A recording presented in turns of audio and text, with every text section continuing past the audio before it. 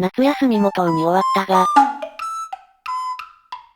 例の3人が大幅に提出を遅れたために、今になって宿題のチェックが終わった。さて、残っているのは夏休み期間の日記だけだ。現代では個人のプライベート云々は言われてはいるものの、可愛い生徒たちがどんな私生活や、夏の間に何を感じたのかはここでしか見れない。夢を覗き見してるドレミースイートもこんな気分なんだろう。一人目は桜か。大寮生ともども優秀な生徒であるから全く問題はない。ある意味安心して日記を読める。8月1日。今日から夏休みが始まった。休みといえど相変わらずケイネ先生の宿題の量は多い。早めに片付けて夏休みの後半を楽にしよう。ふむ。桜はスタートダッシュを決めるタイプなんだな。宿題の量は毎日コツコツ行えば問題はないようなんだが、それを消化するやり方は人それぞれだ。8月8日。宿題はほぼ終了した。残ってるのは日記と朝顔の観察や読書感想文。今日は神社で祭りがあるので行くことにした。1週間程度といえどみんなに会えるのが楽しみだ。そういえばこの日は白麗神社での開催だったな。霊夢のやつもウハウハだったろう。8月15日。この日人里で火事があった。この里にあったパチンコ店だったが、お父さんは、あの店はぼったくり店だから誰かの付け火じゃないかと言ってた。ああ、あの店か。噂にはなってたな。沼パチンコ店、なんて言われたが、里では数少ない遊戯施設だから行く人は少なくはなかったらしいな。8月22日。いつもの3人で人里で遊んだ。大妖精ちゃんに会ったがチルノちゃんのことを心配していた。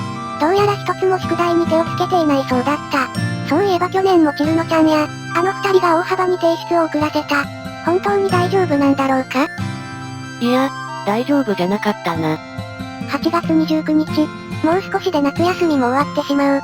田んぼの稲穂も少しずつ傾いているので夏の終わりを感じる。お父さんも稲刈りの準備を始めてる。夏が終わるけどみんなに毎日会える日が来るんだな。ふむ。稲穂が神戸を垂れることに夏の終わりを感じてるんだな。なかなかいい着眼点だ。さて、次はたけしか。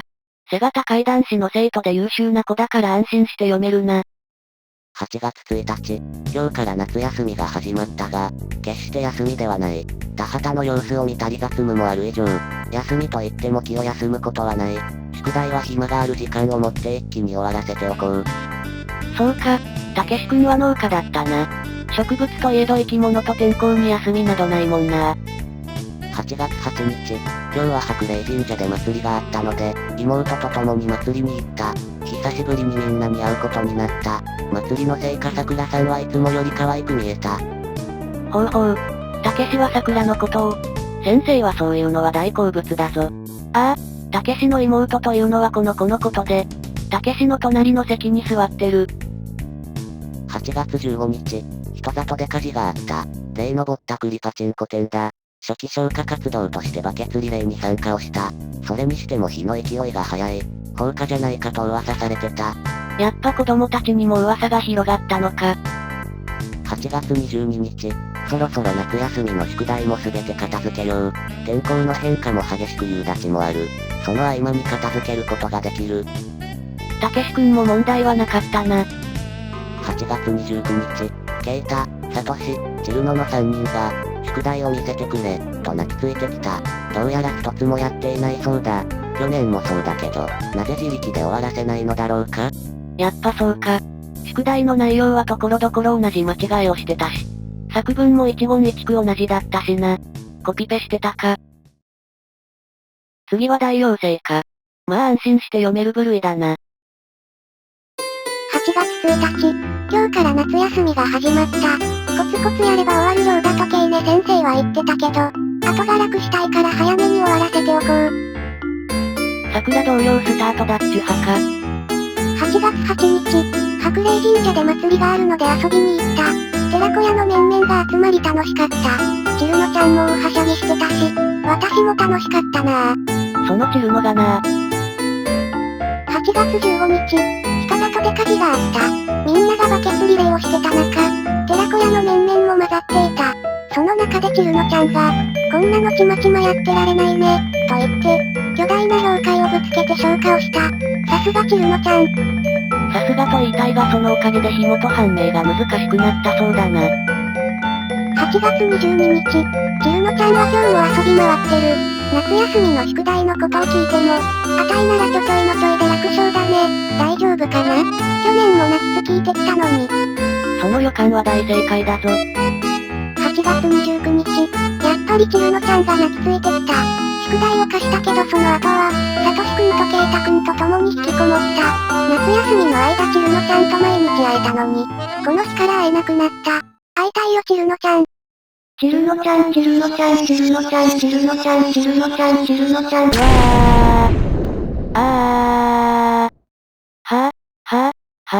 大妖精のやつあんな闇を抱えていたとは。下手なホラー映画よりも怖かったぞ。さて、次だ。次はルーミアか。ある意味心配な部類だな。8月1日、今日から夏休みが始まったのだ。あのババアこんなにも宿題を出しやがって。どうせこの日記も読んでいるんだから悪態を書き込むのだ。そうか、ルーミアのやついい度胸だ。8月8日、白霊神社でお祭りがあるのだ。寺子屋の面々も集まってたのだ。ねえねえお嬢ちゃん、パンツを見せてくれないかな？おじさんお金を払うから。神社の裏で見せようとしたらアンズが殴り倒したのだ。持ってた金はもらっておくのだ。これはれっきとした労働の対価なのだ。なんかしれっとヤバいことが書かれているぞ。8月15日、人里をふわふわ浮遊してたら、ある建物から紅白と白黒が走って出て行ったのだ。そこから大慌て、火事が起こったのだ。とっても愉快だったのだ。愉快じゃねえよ。紅白と白黒って。いや、まだ決定したわけじゃないし冷静に見よう。8月22日、今日もふわふわ。上空から見ると今日もチルノやケイタ、サトシの奴らが遊んでいるのだ。何もない一日、素晴らしい一日なのだ。何もない以前に宿題はどうした？でもちゃんと提出してるしな。8月29日、そろそろ宿題をどうにかしなくてはならないのだ。幸い私には金がある。霊夢にちらつかせたら。うへへへへへへ。やらせていただきますルーミア様。なんならお靴をお舐めいたしましょうかレロレロ。金とバカは使いようなのだ。もうすぐ夏休みも終わる。そしたらまたケイネの子守歌のような授業が始まる。退屈な日々なのだ。いっそ金を使った資本の権下となって、支配者になった方が楽なのだ。ルーミアのやつ、覚えていろよ。さて次はカリンか。桜同様安心安全。今、怒りに震える私の心を鎮めてくれるか？ 8月1日、今日から夏休みが始まった。桜ちゃんは宿題を早めに終わらす気なので、私もそうしよう。カリンもそっちタイプか。意外に多いな。8月8日、白霊神社でお祭りがあるのでみんなで集まることになった。1週間程度なのに久しぶりに思えすっごく楽しかった。そういえばリグルくんがおばさんたちに囲まれてたな。顔がいいもんな。リグルがマダムキラーか。わからんでもないな。8月15日、人里で火事があった。男の人がバケツリレーをしてる中で、リグルくんの姿もあった。かっこよかったな。リグルも混ざっていたのか。見た目が見た目だけに不憫だな。8月22日、いつもの3人で人里に出てた。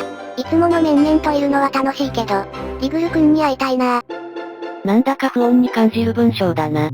8月29日、もうすぐ夏休みも終わり、夏が終わるのは寂しく感じるけど、またみんなに会える日々が始まるな。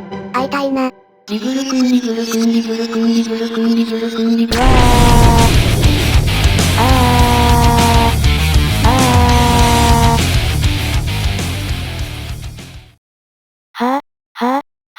こんな危険な思考の持ち主が2人もいるとは。大妖精とカリン。この2人はどうにかしなければ。次は、そのリグルか。8月1日、夏休みが始まった。ケイネ先生は、毎日コツコツやれば終わるようだ、と言ってたから、無理せず毎日やろう。自分のペースで行うのはいいことだぞ。8月8日、今日は白霊神社でお祭りがあった。みんな相変わらず出してるのは大はしゃぎ。なんか知らないけどおばさんたちが、男の子なんだからもっと食べなきゃダメでしょ。大きくなれないわよ。僕女の子なのにな。8月15日、この日人里で火事があった。坊主お前も手伝え、と言われてバケツリレーの列に加わることになった。僕女の子なのにな。パンツスタイルの服装もそうだが、まずは髪型から変えればいいのに。8月22日、この日は太陽の畑に行ってた。ゆうかさんは優しいな。畑の手伝いをしたお礼に宿題を見てくれた。まあ、この程度ならまだ許容範囲だな。8月29日、そろそろ夏休みも終わるから宿題を終わらそう。もう少しで終わるけど、最近夜に誰かに見られてるような気がする。気のせいだろうな。かりんがストーカーになってなければいいのだが。次はあんずか。勉強は全体の中の下だが、元気が取り柄の子だ。8月1日、夏休みが始まったがとにかく宿題が多い。去年もそうだったけど、細かくコツコツやっておこう。そうだぞ。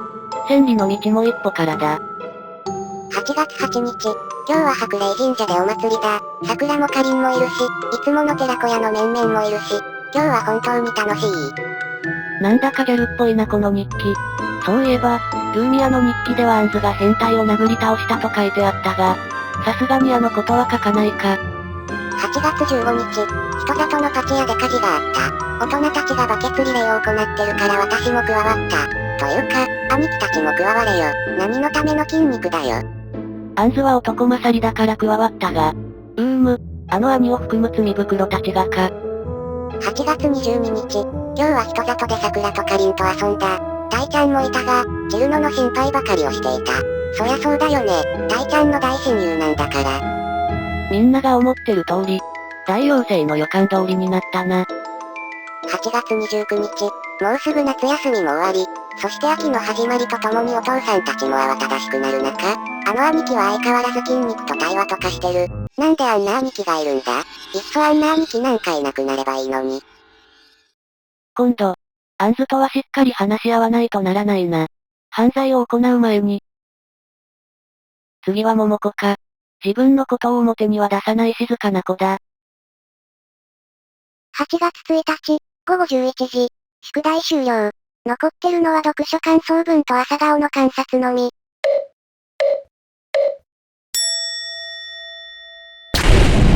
そうだろお前、あの量を1日で終わりって、お前本当に人間かよ。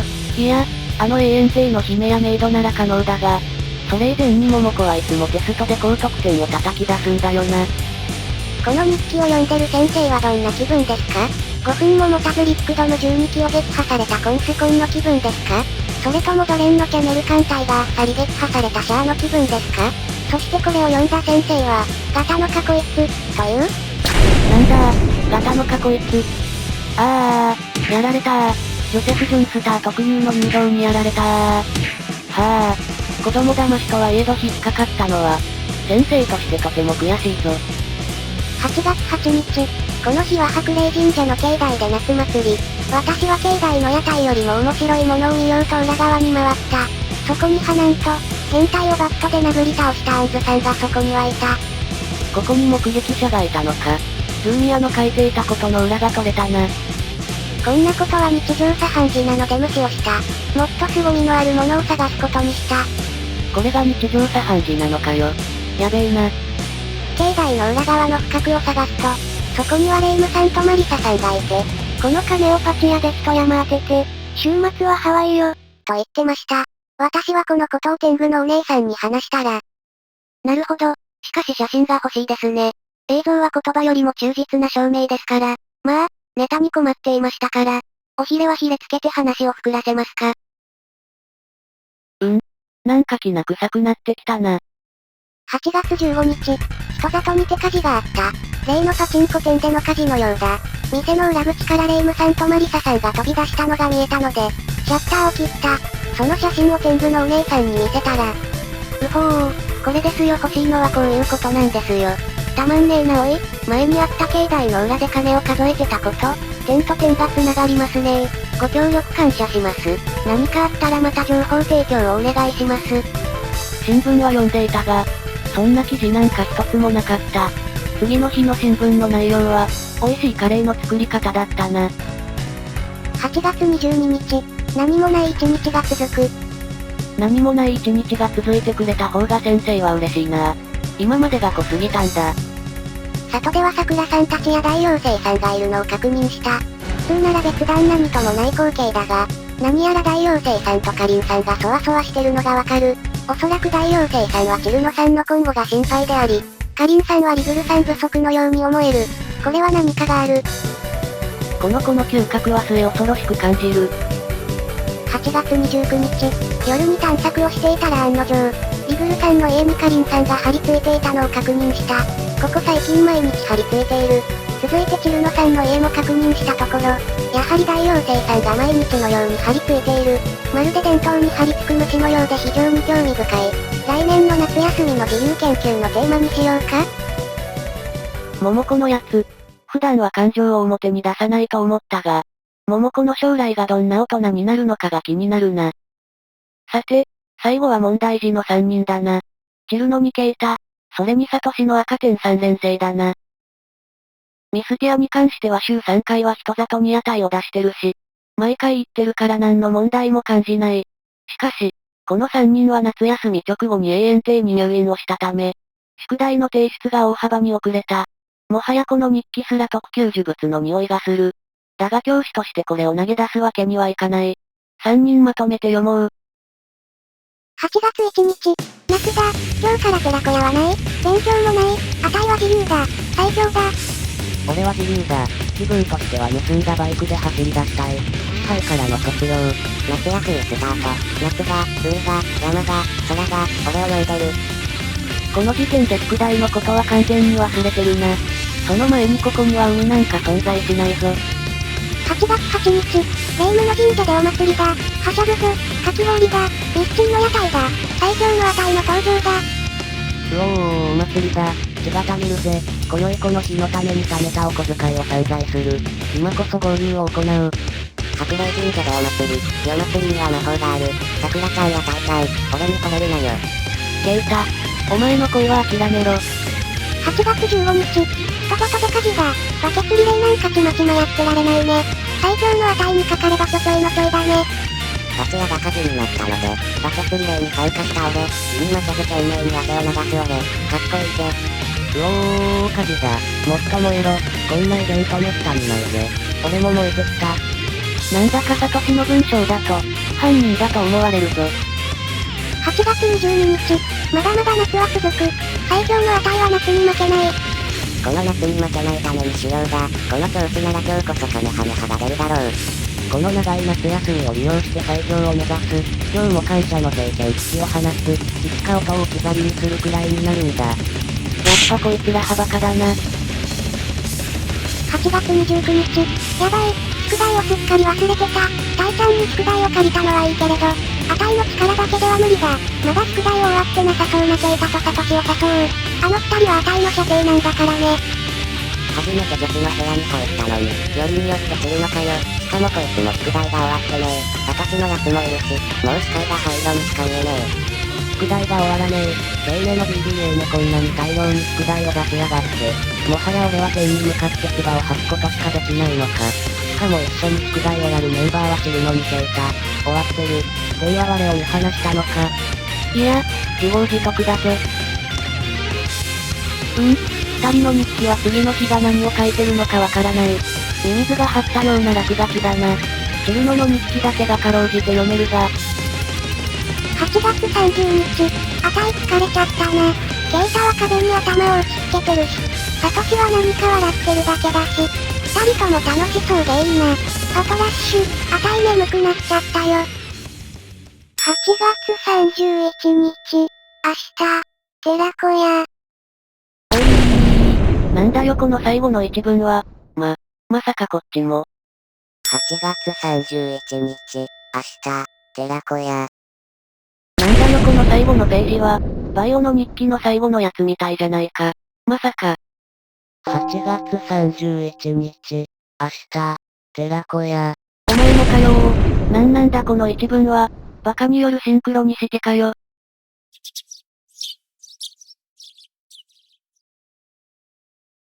私の可愛い生徒といえど、本心がヤバい連中が多いな。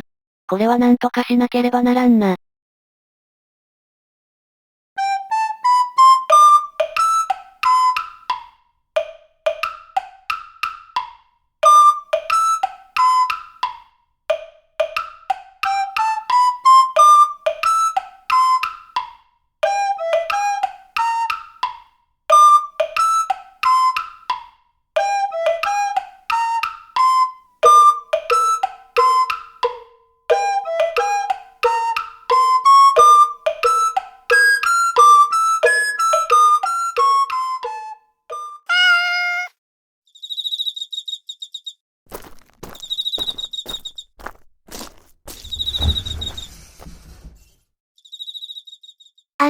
この記事。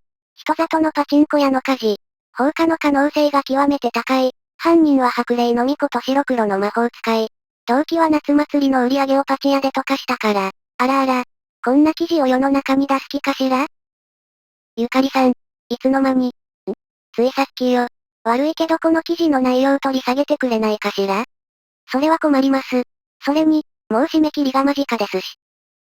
それに、これは脅しですか？八雲ゆかり直々からの脅しとなれば、飯綱丸様だって黙ってないですよ。脅しじゃないわよ。お願いよ。それに、私が誰だか飯綱丸もあなたもわかってるわよね？記事の差し替えってとこでいいかしら？